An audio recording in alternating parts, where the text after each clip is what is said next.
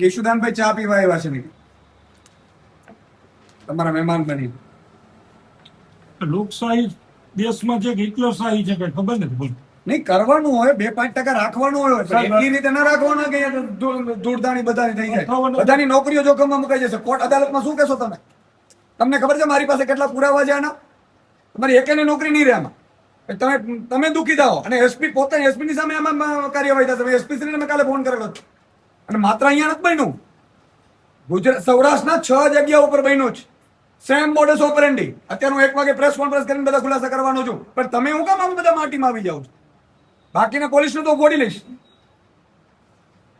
તમે યાર, તમે બધા સારા વ્યક્તિઓ છો, આપણા પરિવારના સભ્યો છો અને આવી રીતે કોકના ભરોસે કરશો તો હેરાન થઈ જશો બધા.